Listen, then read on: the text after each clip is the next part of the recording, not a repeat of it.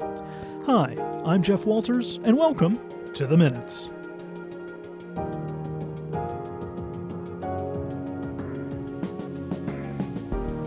And thanks for listening today. It's great to have you along on The Minutes this week. This is a City of Thunder Bay podcast. The Minutes takes a look at what happened at Thunder Bay City Council this past week. But this week we have a special edition of the show looking at how the City of Thunder Bay operates. We have a couple of feature interviews with city management and administration, explaining how city services run all year long. You can find The Minutes wherever you get your podcasts, including our YouTube channel and our website, thunderbay.ca/The Minutes. If you want to keep your finger on the pulse of what's happening at City Hall, just hit that subscribe button. On today's episode, there is lots of talk about growth in Thunder Bay. We'll hear about the newly formed Growth Department and how there will be a plan to grow our city. That's coming up with Senior Growth Advisor Matt Pearson. Well, it's become a bit of a mantra here at the City of Thunder Bay, the need for growth and a focus on growth. Late in 2024, a new growth department was formed to help find ways to keep Thunder Bay growing. There are still some questions about exactly how that's going to happen and what the growth department is. Matt Pearson is the city's Senior Growth Advisor, part of that newly created growth department. Matt, thanks for coming into the Minute Studio today. Oh, thanks very much, Jeff. It's always a pleasure to talk about growth. Yeah, well, it's right in your title, right? So yeah, you better enjoy it, I guess.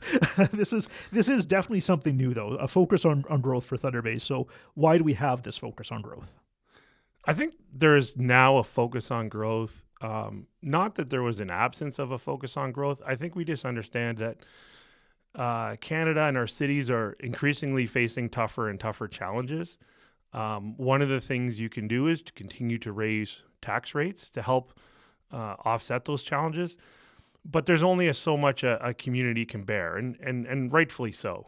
And so the other aspect to get yourself out of a tough financial situation is to grow your city, to grow the metrics that hopefully end up coming back to you in some sort of financial way that isn't overbearing on its existing residents. So that. If we're talking about growth, there's all kinds of ways to measure it: population, GDP, tax base. I guess what are we looking at, or do we know? Yeah, and so good point. So at the outset, we're primarily focused on tax base assessment growth, population growth, and employment opportunities. Those three things. Now, to get those three things, do you have to focus on a lot more than that? Of course you do. And that's the exciting challenge is what are the things we need to focus on that will amount to driving those three things. We're also being advised by a task force on growth, which will help us better define what it is and where it is we want to grow and how and what's the pace and all that. So interesting discussions to come. But yeah, we're focused on those three things on the outset. And do you look at each of them differently? Because they're very different types of growth as well. Sure. And yes, the answer is yes. Everything about growth is, as much as it all works together like a strong mesh, if you don't pay attention to every strand, there's a hole and things slip through. And we're going to be, this is not a strategy we're talking about. Like there's strategy involved, of course. But the exciting thing is we're gonna do things that we believe are going to induce growth. This is specifically and intentionally called an action plan that ultimately we're working on in the growth department as a whole department, and we're pretty excited about the fact that it all intertwines, even though there are clear, distinct, I don't call them pillars, but ways to grow. Now, I know that the plan isn't even written yet. It's not on paper yet. But can you give me maybe just one example of something we can do or we can focus on for growth? Sure. I think one of the things we're hearing early and loud from the community is that the availability of buildable land that's ready to be brought online so that we can start, so those that want to grow have somewhere to grow. So land use is definitely going to come into play in the conversation. There are things like, quality of life. There are things like improvements in infrastructure to allow us to expand our capacity in some areas, to allow for growth.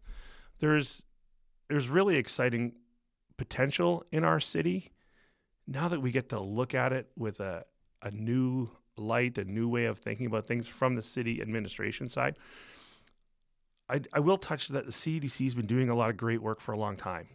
And I'd hate to think about where we'd be without the CEDC doing what they do.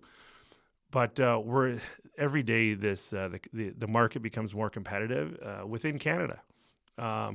Within Canada and to our neighbors to the south, frankly, we've often heard Mayor Boshkoff touch on sometimes our biggest competition isn't within Canada; it's over that border in Minnesota. And I'm obviously speaking more about the commercial industrial side of things. So okay, yeah. So how can we grow Thunder Bay? How can we grow? You know what?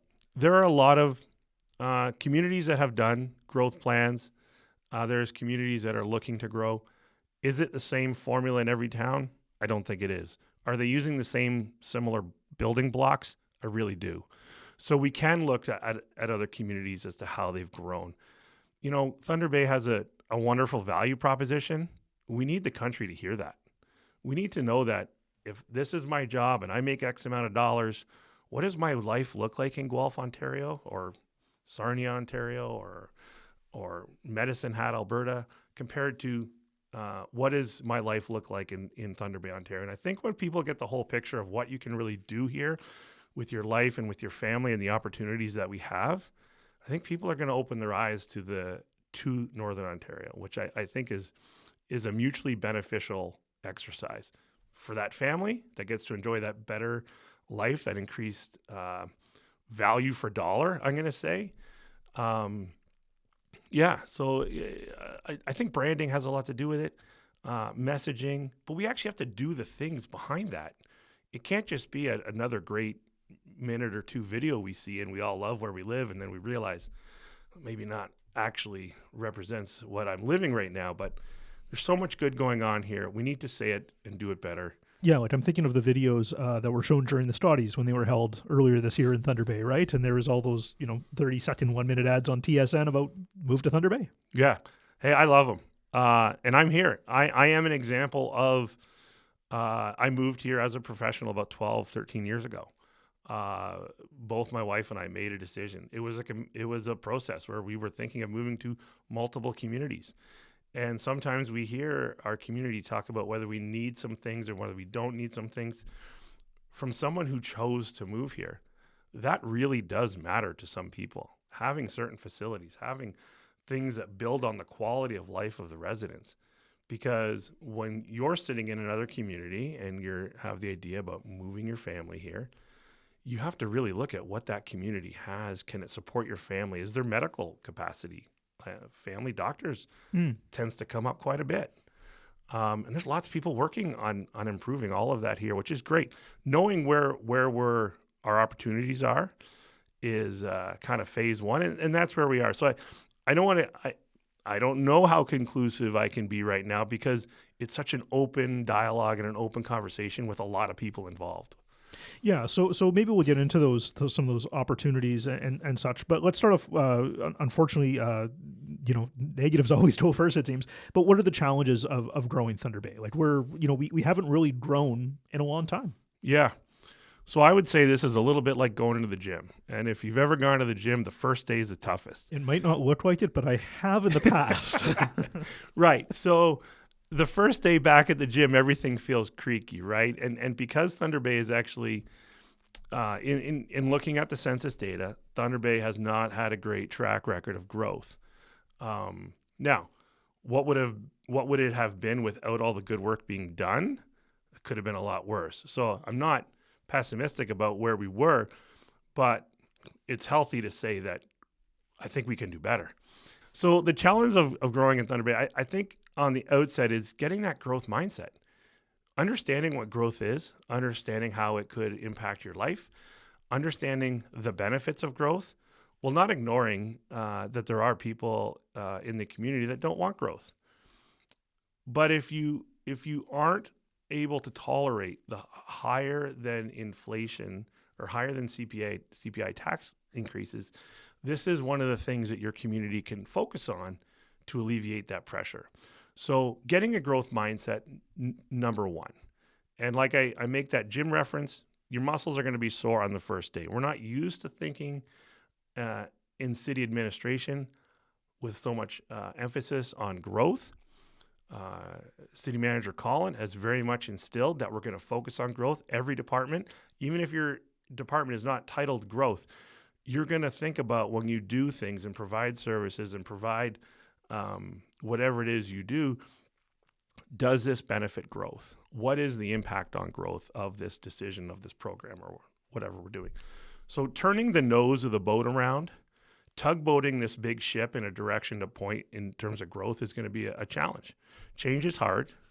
Actually, I typically don't think change is hard. I think transition is hard. I think if the change makes sense, people get on side quickly. They struggle with transition. So we're going to try and make that as logical and as efficient as possible. And it's funny that you say that because the city is a big ship, right? Yeah. And turning it is not that fast. It doesn't turn that fast, right? Growth is a tugboat. Growth is a tugboat. Okay, I think we might have found the new mantra that goes on your door, right? So we asked about the challenges, and you said it's the transition that we're going to have some challenges probably with. But what about the opportunities for Thunder Bay? You mentioned Minnesota earlier, which I thought was really interesting. So what are some of the opportunities that we have? Well, I think we know a lot of them. We just have to do the work to get there, and our development division is doing so much good work to really address some of that. We have something coming quite quickly to council, and that's the Community CIP, the Community Improvement Program. And that's the document that allows the city to look at opportunities without the restriction. Like, the city can't just sell or discount land below market value. But if there's a company that's looking at coming to town and there's a real net benefit to the community, there's value in selling this land to that entity. That plan, this community improvement plan, is going to be a document that allows the city to make sure we're set up for success when that negotiation happens. Make no mistake, is the state of Minnesota aggressively pursuing industry and as much as we should be? Yes, they are. Do they have a box of tools to use that we don't currently? I would say that's fair. So this is going to help address some of those competitive disadvantages we have and bring us back to a level playing field. So there's some real opportunities in here. We just have to set ourselves up to take advantage of them. The one thing that I've heard from just many people, around town is, the old real estate adage, right? Location, location, location. A blessing and a curse for us all at the same time. Mm-hmm. How do you kind of overcome that? Yeah, you know what? I think it is a blessing and a curse. I love the isolation that we share. I think when we talk to a very broad audience about Thunder Bay, one of the things that some people celebrate is that our closest next metropolitan area is hours and hours away, whether you're looking to the U.S. or west or south. And so is that an advantage? Yeah. Some people think in terms of under a climate lens, under just being able to although land is valuable and scarce, I would say it's far less of that up here than it is in Southern Ontario, where there's a real competitive nature for every inch. Up here, we don't have that stress. Now, so I look at that as a plus. I look at it as a negative where, I gave an interview on Duluth radio a few years ago, and they asked a question there's a lot going on in Thunder Bay. Why is that? And I was caught off guard by the question, but my answer is we're kind of like an only child. If we don't understand and know how to entertain ourselves, we run out of things to do. And so our community does do a lot of stuff that other communities our size don't do.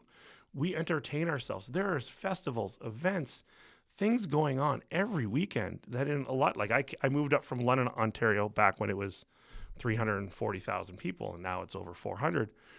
But there wouldn't be things going on every weekend in a city of that size because you're an hour away from Guelph, Kitchener, Waterloo. Windsor's 2 hours away. Sarnia's an hour away. Yeah. So you can entertain yourself in a different way down there. Here we do it ourselves. So I think that's a huge strength. Our community does things. That's exciting. Yeah, and I've never thought of it that way. So interesting. And yeah, Duluth had to ask you the question, right? And people here always go, oh, well, there's so much more going on in Duluth. Yeah. Oddly enough, they're looking north just like we look south, right? I think there's a bit of mutual envy there. And I think we can learn off each other. We have more in common to learn from each other on than we do that would ever divide us. Interesting. Okay, your job title, Senior Advisor of Growth. What does that mean? Yeah. So I report to the Commissioner of Growth, Carrie Marshall, and with that, our department has been tasked with two very large projects. One is managing, assembling what's called Task Force Growth, which is a collection of 25 strong that we meet monthly with to help us inform the city on growth initiatives, how we're going to measure growth, how when we put key performance indicators on things, all of this, we're going to put really meaningful work in front of this group to help inform us. And so number one, in my job description, that is a huge focus. The second huge focus, which is more immediate, is working with that group, working with the Task Force Growth on building what's called a Smart Growth Action Plan. And we're hoping to have that document in our hands at some point this summer. I wouldn't say we came out of the gate and wrote a document that guided the selection of this group. We looked at, we selected a lot based on industry, a lot based on job title. There are certain, like, when you talk about the CEOs and presidents of the hospitals, the university, the college, the large utilities like a Synergy North, like T-Baytel, there's a certain amount of, there's large employers in town that needed representation. We've definitely included Fort William First Nation, NADF. There's entrepreneurs, there's small business people, there's large business people, there's academia. We tried to cover a wide swath of people that, and if you think about it in the inverse, how could we develop a plan without these people, right? And that's how the group gets to 25. 25 is one heck of a group to work with. Yeah, no kidding. We get to watch what it's like working with 13 every week, right? And sometimes there's a lot of commentary. And this is all good, and we want to make sure everyone gets heard. But at 25, it does become a different kind of task. So, but we have to. And I will say, to further inform that group, we know we couldn't capture anyone, even with 25 people. We are facilitating what we're calling subgroups, groups that maybe represent a specific industry or area or whatever. I'm gonna meet with them, and we're gonna work through things together and make sure I'm listening. I'm all ears. We're using the titles for those other groups. One is going to be facilitated to the Chamber of Commerce. So we're going to try and capture in an even larger swath of the business community. They don't need to be members of the Chamber, but that's who's helping us facilitate that. Multiculturalism is another big one. Young adults.